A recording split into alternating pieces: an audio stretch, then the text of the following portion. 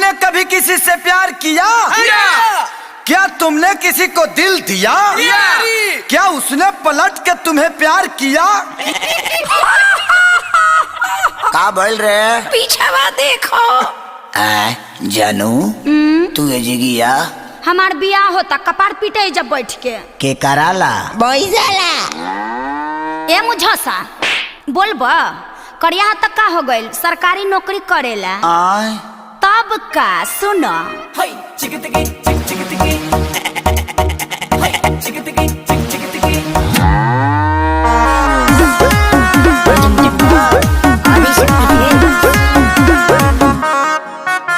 दरोगा तोहर बाबू तू रह गइल बेकार रे। हारे हारे हारे हम सनम तुमसे हारे। कोई हाली कहे कि सरकारी नौकरी ले लो ले लो। दरोगा तोहर बाबू तू रह गइल बेकार रे। हारे हारे हारे हम सनम तुमसे हारे। मनाया ना बात छोटले ही से साथ रे जिंदगी भर हम कथा। अब हम का बोली, हमरा तो बुझाते नहीं के तहनी के बुझाता। तहार दर्द हमनी के कहते से सुना।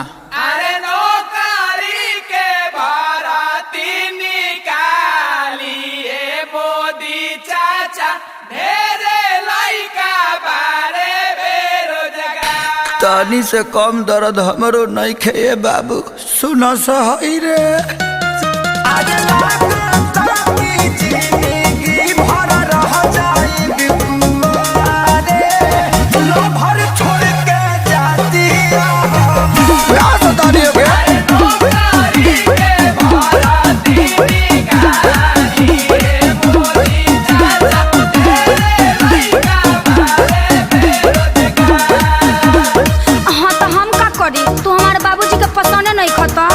अरे तो तोरा बाबूजी के हमरा पर रहे के बा कि तोरा रहे के बा? अरे हमरे रहे के बा लेकिन बोला तू का करी।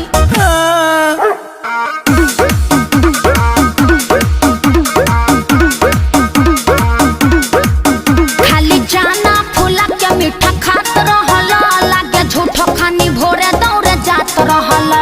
तहरा जोता के सोलो खियाइल नहीं खे लागे कबो कोनो फार्म भराइल नहीं खे। अरे हम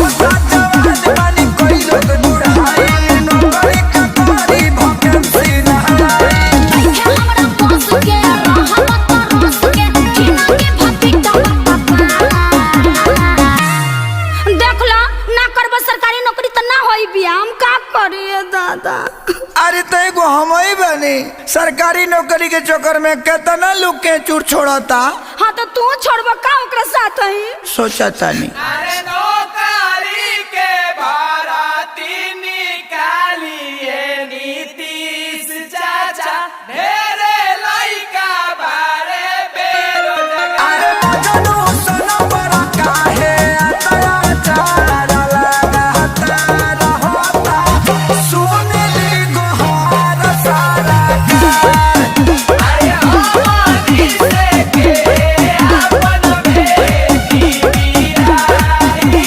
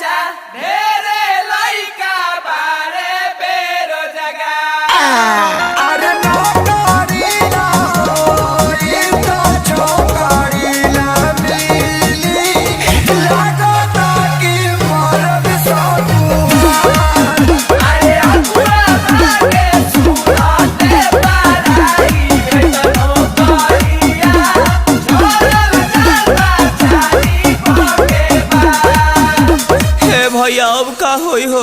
अब मारे मुँह के परी। हाँ, ई रहन रही तो कबो माथे मोर ना चढ़ी।